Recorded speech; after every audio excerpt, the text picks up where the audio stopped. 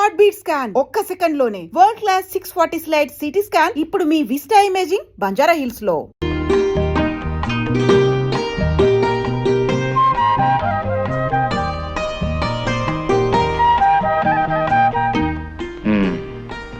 అమ్మాయి గారి సిగ్గుగా ఉందా? సిగ్గుగానే ఉంది. ఈ గదిలో ఒక్కగాను ఉంది. ఓ సింతే కదా, కౌగులిస్తే సిగ్గు పోతుంది, ఆ కిటికీ తలుపులు తెరిస్తే ఒక్క పోతుంది.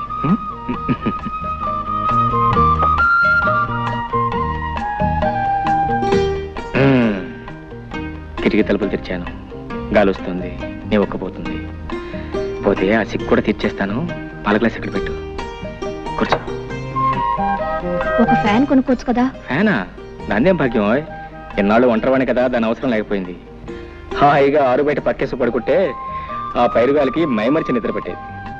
ఇల్లాలో నువ్వు వచ్చావు కదా, అసలు మన సంసారానికి కావాల్సిన ముఖ్యమైనవన్నీ ఒక లిస్ట్ తయారు చేసి వచ్చే పట్ల కొనేస్తాను.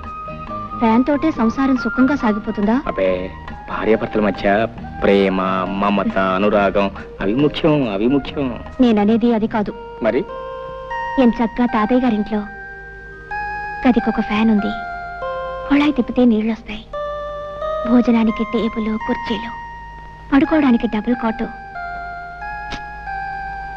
దేనికైనా అదృష్టం ఉండాలి. అదృష్టం కాదు, డబ్బులు డబ్బులు ఉండాలి. నేలను బట్టి నీళ్లు, లక్షణాలను బట్టి లక్షణాలని మన పెద్దలు ఊరికే అన్నారా? చూడు, వెనక ఒక మాట చెప్పనా, మనకున్నదాన్ని మనం స్వర్గం అనుకుంటే స్వర్గం, నరకం అనుకుంటే నరకం. కుళాయి తిప్పినా వచ్చేది ఆ నీళ్లే, మన పెరటి బావిలో తోడినా వచ్చేది ఆ నీళ్లే. ఫ్యాన్ తిరిగినా వచ్చేది ఆగాలే, మన కిటికీ తలుపు తెరిచినా వచ్చేది ఆగాలి. పందిరి మంచమైనా, డబుల్ కాట్ అయినా నిద్ర ముఖ్యంగానే మంచం కాదు. సర్లే, మగాళ్ళకి ఏదో సర్ది చెప్తారు. సత్య చెప్తాం కదా, జీవితానికి అర్థం చెప్తున్నాను. రా, ఎందుకు? బాగా చెప్తాను. ఇటు రాబోయ్. చూడు, ఆ చెట్టు కింద నా జంటను చూడు. ఎండొచ్చినా వానొచ్చినా ఆ చెట్టే వాళ్ళకి శరణ్యం. అదే వాళ్ళ మిద్దే, వాళ్ళ మేడ. జానకి, ఓ మాట చెప్పనా, జీవితంలో మనకంటే ఉన్నవాళ్ళని చూసి మనం బాధపడే కంటే, మనకంటే లేని వాళ్ళని చూసి వాళ్ళకంటే మనం ఎంత అదృష్టవంతులమో తెలుసుకుని సంతోషించడం ఎంతో మంచిది. అదే జీవిత సత్యం, అదే జీవితాన్ని అర్థం చేసుకోవటం. అర్థమైందా? నవ్వు నవ్వు.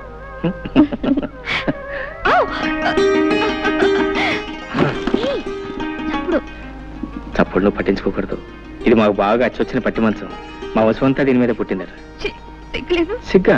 సిగ్గుపడితే పనులలో జరుగుతాయి. పిచ్చిదనో పిచ్చిదనో.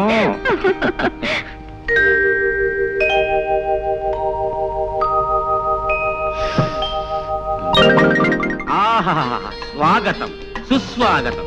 రా. నాకసలు పెళ్ళే అవదని, పిల్లనివ్వని ఈ ఊళ్ళో చాలా మంది కారు కోతలు, రైలు కోతలు కూడా కూర్చారు. అందుకే నేను సీక్రెట్ గా పెళ్లి చేసుకున్నా. ఏ అమ్మాయిదా నా చెయ్యి పట్టుకుంటే 500, కాలు పట్టుకుంటే 600 జరిమానాలు వేసి నావి 10 ఎకరాలు తినేశారు. రేపటి నుంచి నీ కాళ్ళు చేతులు నడి సెంటర్లో రోజుకి 100 సార్లు పట్టుకుంటాను. ఎవడేం చేస్తాడో చూస్తాను. రా.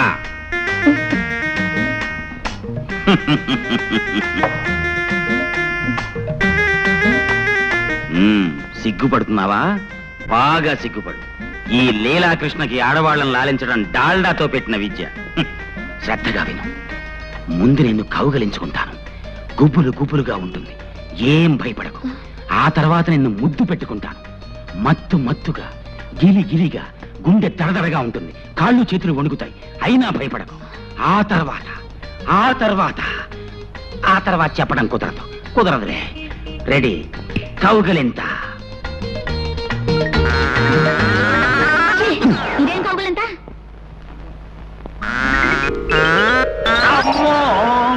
కౌగిలింతంటే ఇలా ఉండాలి. ఓర్ నాయనో. సరే, ఇప్పుడు ముద్దు పెట్టుకుంటాను. ఇదే ముద్దు? ముద్దంటే ఇలా ఉండాలి. ఓర్ నాయనో, ఈ దేవుడో, నా కొంప ముంచావు కదే. ఏమే, నీకు ఇవన్నీ ఎవరు నేర్పారో చెప్పు. మా బావ. శ్రీకృష్ణ, నాకు ఏమిటి పరీక్ష? బయటికి పో. నిన్ను మీ బావని సెంటర్ చూసి పడి చేస్తాను. పో. ఏమిటండి కేకలు? బావన తర్వాత ఇట్టంటే ఆటలు ఆడుకోరా? కౌగిలించుకోవటం, ముద్దు పెట్టుకోవటం ఇవన్నీ ఆటల. పాపప్పల్లే, పాపాత్మురాల. పో. మీ మొహం. చిన్నప్పుడు బావ మరదలు ఆడుకునే బువ్వాలాటలండి. చిన్నప్పుడా? అంటే ఇంతప్పుడా? అమ్మయ్యా, బతికించావు కదే. మీ బావ ఎక్కడున్నాడు? మిలిటరీలో తేడా వదిలిపోయింది. నీకెప్పుడు నా బొవ్వాలాట్లు ఆడుకోవాలంటే నాతోనే ఆడుకో, ఇంకెవరితోనూ ఆడుకో. ఆ? పడుకో పడుకో, కళ్ళు మూసి పడుకో. జ్యోతి, నా మంచి చెల్లి బావ పొలానున్నాడు. ఈ క్యారేజ్ పట్టుకెళ్ళి బావకిచ్చిరా. మీ ఆయనకి నేనెందుకు ఇవ్వాలి? ఏ నీకు బావ కాదంటి, మంచి తల్లి. తాతయ్య 2 రోజుల నుంచి కబురు చేస్తున్నాడు. నేను ఒకసారి వెళ్ళొస్తాను. నువ్వు పట్టుకెళ్ళకపోతే అల్లుడు గారు ఏమన్నా అనుకుంటారు. నువ్వే పట్టుకెళ్ళు. బావ చాలా మంచివాడమ్మా, ఏమనుకోడు. నా మంచి చెల్లి కదూ. అలాగేలే, కాకా పట్టుకుని వెళ్ళు.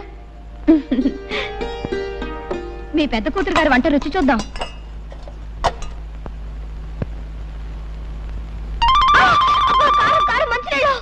చాలే ఊరుకోవే, మరీ నడమంత్రం. దానికి అసలు వంటే చేతగానట్టు మాట్లాడతావు.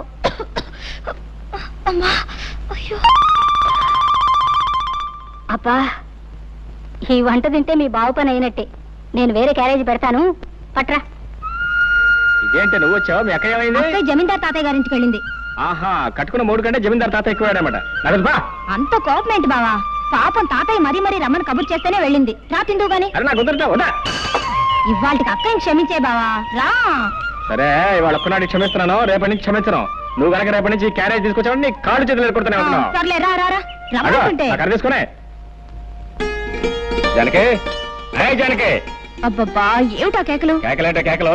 అవును, ఏమిటి మోసం? పొలానికి అన్నం పట్టుకొస్తానని చెప్పి నువ్వు రాకుండా మీ చెల్లాన్ని పంపిస్తావా? నీకెన్ని గుండెలు? ఇదిగో, రాకపోతే రాపోయావు కానీ మధ్యాహ్నం వంట చేసావు అమృతం. స్వర్గానికి బెత్తిరేయడం. వదిలు. నీ మట్టి వాసన చెవట కంపు భరించలేకపోతున్నాను. ముందెళ్ళి స్నానం చేసిరా.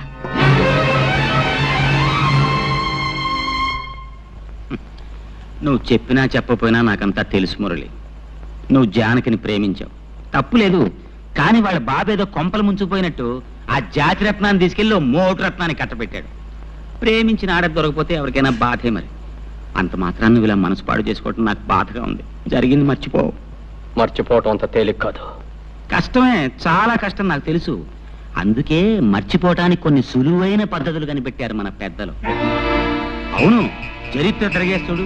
పార్వతిని ప్రేమించిన దేవదాస్ ఏం చేశాడు? పార్వతిని మర్చిపోవటానికి మందు కొట్టాడు.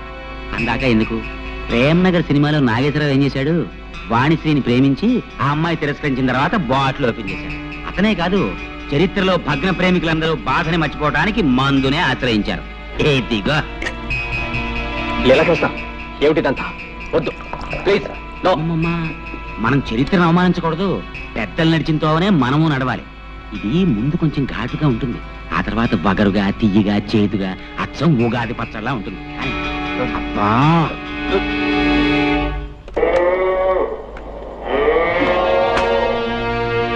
ఏమిటి? గడ్డేశాను, నీళ్లు పెట్టాను, ఇంకేమిటి నీ గోళ? ఉంటే నీ పని చెప్తాను.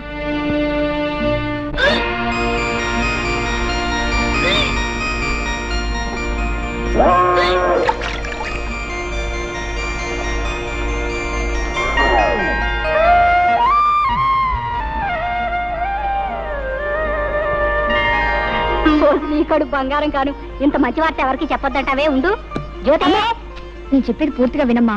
ఏమిటే? పెళ్ళై ఇంకా ఏడాది కూడా కాలేదు, అప్పుడే నాకు పిల్లలు ఎందుకు చెప్పు. అయితే ఏమంటావు? ఏం లేదు, ఇరకల వెంక మీద పోవడానికి ఏదో మందిస్తుందట, అది నేను వేసేసుకుంటాను. పిచ్చి పిచ్చిగా వాగా అంటే చెప్పు తీసి కొడతాను. బావా, నేను ఒకటి అడుగుతాను, నువ్వు కాదనకూడదు. అయ్యో రామ, భార్య కాస్త ప్రేమగా అడిగితేనే ఏమో కూడా ఏం కాదనలేడే. ఇంత గట్టిగా కౌలించి పెడితే ఏం కాదంటాడు? ఏం కావాలి చెప్పు. మరే మరి గుండి కావాలా? అదేం కాదు. గుండి కావాలా? అదే కాదు. ఏం కావాలో చెప్పు. మరి మరి మరి పెళ్ళైన ఏడాదికి పిల్లలు పుట్టే వాళ్ళ మీద నీ అభిప్రాయం ఏమిటి? ఏడాదికి పుడితే అదృష్టవంతులు, 9 నెలలకి పుడితే మంచి కష్టజీవులు అనమాట. 4-5 సంవత్సరాల తర్వాత పుడితే వాళ్ళ మొహం, వాళ్ళ గురించి కూడా ఒక అభిప్రాయం, ఒట్టి బద్దగస్తులు అనమాట. అవును, నువ్వేదో అడుగుతావని చెప్పి ఏమిటో అడుగుతావేంటో? మర్యాదగా చెప్తావా లేకపోతే వెళ్ళి నీళ్లు పెడతావా? అబ్బా, నీదంతా కంగారే, ఏది సరిగా వినవు. ఏది నువ్వు చెప్తాగా వింటాకే చెప్పు. నేను నెల తప్పాను. తప్పగా నీళ్లు పెట్టవా? అబ్బా, ఏది అర్థం కాదు. 1 నెల కాదు, 3 నెలల వరుసగా తప్పాను. 3 నెలలు కాబట్టి 6 నెలలు తప్ప. ఇప్పుడు ఏం పోయింది, తర్వాత మాట్లాడుకోవచ్చు. వెళ్ళి నీళ్లు పెట్టు. నా చెమట పడి చేస్తుంటే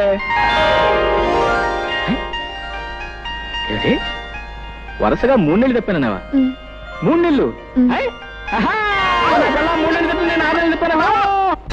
అది కాదు బావా, నేను చెప్పేది కాస్త ఆలోచించు. ఏంటో ఆయన నువ్వు చెప్పేది నేను ఆలోచించేది. నోరు పడక, నిద్ర వస్తుంది. మరీ ఇంత తొందరగా పిల్లలు ఎందుకు చెప్పు? ఇంకా చిన్న పిల్లవి.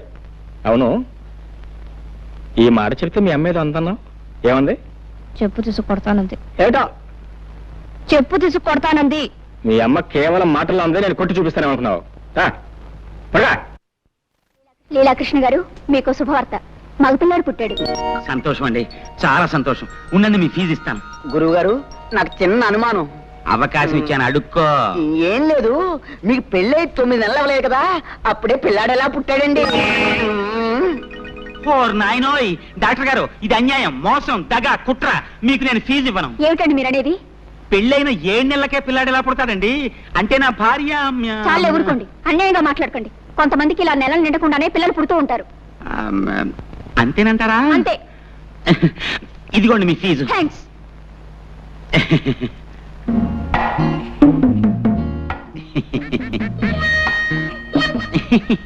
చీ చీ చీ చీ చీ.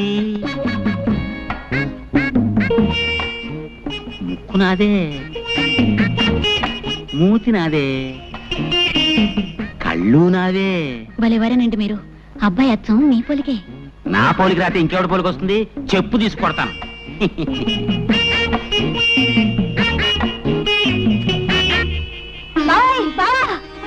ఏంటే ఏంటే ఏంటే? అయ్యో అయ్యో ఏంటే? ఈ మహారాజు గారికి మహాలక్ష్మి పుట్టింది. నా కూతురు పుట్టిందా? రే ఇదిగో, ఈ 100 రూపాయలు తీసుకుని మీ ఇష్టం వచ్చిన సరదాలు ఏమైనా చేసుకోండి. పోండి, పోండి, పోండి, పోండి.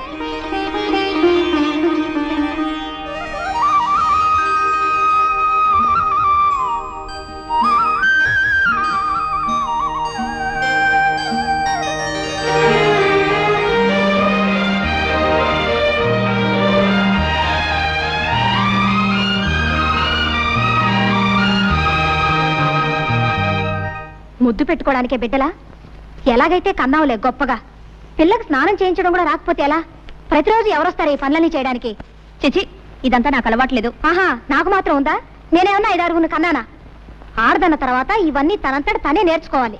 బావా, ఓ పంచే, పిల్లకు నీళ్లు పోయడం, పాలు పట్టడం ఇవన్నీ నువ్వు నేర్చుకో. ఇదేదో పెద్ద పని అయినట్టు.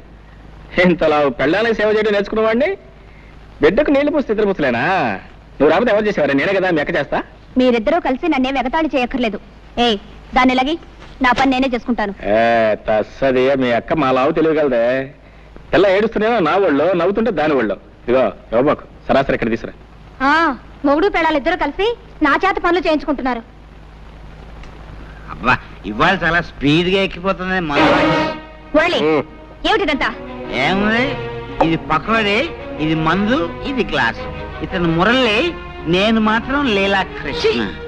నువ్వు లీలాకృష్ణుడివి కాదురా, ఈ ఇంటికి పట్టిన చీడ పురుగువి. ముందు బయటికి పో, బయటికి పో. మురళి, నువ్వు చదివిన చదువంతా ఏమైంది? ఈ తాపుడేమిటి, వరుస ఏమిటి? తాతయ్య నీ కోసం ఎంత బాధపడుతున్నారో తెలుసా? అనుకుంటే అంత బాధే. బాధల్లోనే పుట్టాం, బాధల్లోనే పెరుగుతున్నాం, బాధల్లోనే పోతాం. అసలు ఈ ప్రపంచమే బాధల్లో ఉంది. మురళి, నువ్విప్పుడు మత్తులో ఉన్నావు. నేనేం చెప్పినా అర్థం కాదు. మరోసారి నువ్వు తాగేవని మాత్రం నాకు తెలియకూడదు. చూసావమ్మా వాడెంత చెడిపోయాడు. అవన్నీ తర్వాత ఆలోచిద్దాం. ముందు మందు తాగు తాతయ్య. వద్దమ్మా, ఈ మందు తాగి నేను ఆరోగ్యవంతున్నై వాడి దౌర్భాగ్యం కళ్ళారా చూడాలా? పూర్వజన్మలో నేనేదో మహాపాపం చేసి ఉంటానమ్మా. అందుకనే ఆ భగవంతుడు మనవణ్ణి నాకు విడిచిపెట్టి ఉన్న కొడుకుని కోడల్ని తీసుకుని వెళ్ళిపోయాడు. అయినా తట్టుకున్నాను. నా ప్రాణంతో సమానంగా వాడిని పెంచి పెద్ద చేశాను. నేను పోయిన తర్వాత అంత ప్రేమగా చూసుకునే నువ్వైనా ఇంటికి కోడలిగా వస్తావు. కానీ భగవంతుడు ఆశ కూడా నెరవేర్చలేదమ్మా. ఏమిటి తాతయ్య నువ్వు అనేది? అవునమ్మా, మురళికి నువ్వంటే ప్రాణం. నిన్నే పెళ్లి చేసుకుంటానని నాతో చెప్పాడు. ఆ విషయం మీ నాన్నతో మాట్లాడదామని ఆ రోజు మీ ఇంటికి వచ్చేసరికి నీ పెళ్లి విషయం మీ నాన్న నలుగురిలో నిర్ణయం చేశాడమ్మా. చూసావమ్మా, భగవంతుడు ఎలా మనుషులతో ఆడుకుంటాడు. మనం కోరుకున్నది దక్కనివ్వడు, దక్కింది దొరకనివ్వడు. నేను ఆ రోజు 4 అడుగులు చురుగ్గా వేసి ఉంటే నువ్వే ఇంటి కోడలివై ఉండేదానివి. వాడు నిన్ను మర్చిపోను లేక మరొక పెళ్లి చేసుకోను లేక కుమిలిపోతున్నాడు. తాగుడుకు బానిసయి వాడి ఆరోగ్యం సర్వనాశనం చేసుకుంటున్నాడు. వాడిని ఆ స్థితిలో చూస్తూ నేను ఎలా బ్రతకగలనమ్మా? తాతయ్య ఊరుకో. అమ్మా జానకి, నువ్వు నాకు ఒక మాట ఇవ్వమ్మా. ఏమిటి తాతయ్య? నేను పోయిన తర్వాత వాడిని జాగ్రత్తగా చూసుకుంటానని, వాడి బ్రతుకు బండర కాకుండా మనిషిని చేసి ఒక దారిలో పెడతానని నాకు మాట ఇవ్వమ్మా. అలాగే తాతయ్య. జానకే, జానకే, జానకే, జానకే, జానకే, ఎక్కడా ఎక్కడ నువ్వు?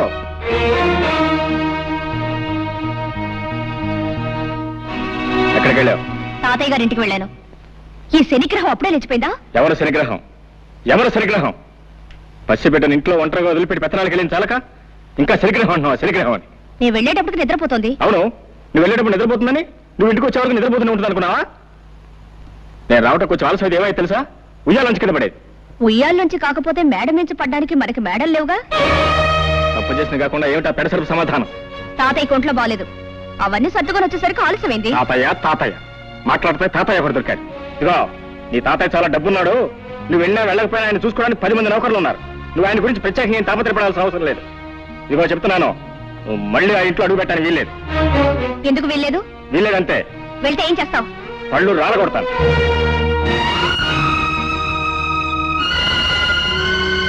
అమ్మా, జానకమ్మ గారు. ఏమిటి రావాలమ్మా ఇలా వచ్చావు? తాతయ్య గారు ఇప్పుడే పోయారమ్మా. తాతయ్య